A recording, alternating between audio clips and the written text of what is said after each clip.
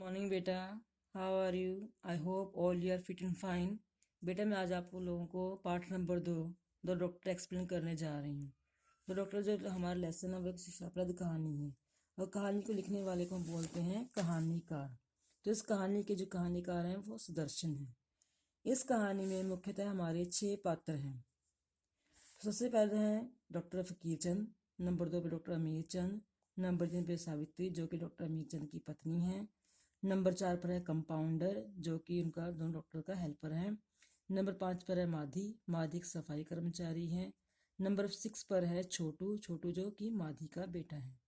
तो जैसे कहानी का नाम है दो डॉक्टर, तो इस कहानी में जो दो डॉक्टर हैं दोनों ही दोस्त भी हैं, पर जो दोनों का स्वभाव है बिल्कुल अलग है।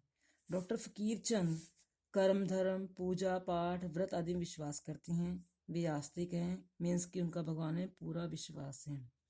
दूसरी तरफ जो डॉक्टर अमीर चंद हैं वो फकीर चंद से बिल्कुल अपोजिट है, बिल्कुल अलग है। उनका कर्तव्य पालन में विश्वास है, वे मानव सेवा को ही ईश्वर की सच्ची सेवा मानते हैं। जब हमारी कहानी शुरू होती है, कहानी की शुरुआत में डॉक्टर फकीर चंद और अमीर चंद बातें कर रहे हैं। ये तिलक वाले डॉक्टर फकीर चंद हैं। डॉक्टर फकीर चंद डॉक्टर अमीर चंद को बताते हैं कि आज अष्टमी है तो उसको अमीर चंद को आज पूजा करनी पड़ेगी। वो उससे प्रॉमिस लेते हैं, प्रतिज्ञा करवा लेते हैं।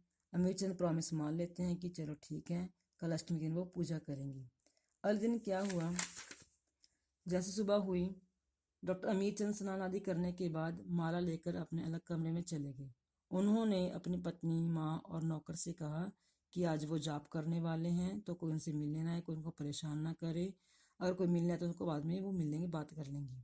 ऐसे कहकर अमीर चंद अपने कमरे में चले गए और वो बैठकर माला फेरने लगे। थोड़ी देर बाद क्या हुआ, माधी जो कि सफाई कर्मचारी वो घबराया हुआ भागा भागा आया। तो सावित्री जो कि डॉक्टर मेजन की पत्नी है वो उससे पूछती हैं, माधी क्या बात है, इतने घबराए हो क्यों हो? माधी बताता है कि माधी बताता है कि माँ जी जो आप मेरा बेटा छोटू है वो कल रात को ठीक ठाक था, रात को खा पी कर अच्छी तरह सोया था, पर आज वो मॉर्निंग में सुबह में बेहोश मिला। तो वो बेहोश अब बीमार है। उसका इलाज करवाने के लिए पहले डॉक्टर फकीरचंद के पास गए थे, पर डॉक्टर फकीरचंद ने उसको मना कर दिया कि वो पूजा किए बिना घर से बाहर नहीं निकलते। अब वो डॉक्टर मीरचंद के पास बड़ी उम्मीद लेकर आए हैं। सावित्री ने बताया माधी को कि थोड़ी देर बैठ जाओ, अभी वो पूजा कर रहे हैं, पूजा करने के बाद तुम्हारे साथ वो चले जाएंगे। माधी बैठ गया, उस इंतजार करने के लिए बैठ गया, पर माधी तो एक पिता भी है, उसका बेटा बेसूध यानी कि बेहोश घर पर पड़ा हुआ है, उसके लिए तो एक क्षण एक साल के बराबर था। वो थोड़ी हिम्मत करके डॉक्टर साहब कमरे के पास जाता है। वो धीरे से दरवाज़ा खोलता है और आवाज़ लगाता है कि डॉक्टर साहब। डॉक्टर अमीर चंद को गुस्सा आ गया कि उनकी जो पूजा थी वो भंग हो गई, डिस्टर्ब हो गए। तो पूछते क्या बात है। माधी बताता है कि उसका बेटा बेहोश पड़ा है, आप जाकर उसको देख लीजिए। अमीर चंद का गुस्सा थोड़ा शांत हुआ, उन्होंने कपड़े पहने और वो माधी के साथ चला गया। माधी के बेटे का इलाज करते करते सुबह से दोपहर हो गई। भूखे प्यासे अमीर चंद ने उसका पूरे मन से उसका इलाज किया और दोपहर होते होते माधी का जो बेटा था वो थोड़ा ठीक हो गया।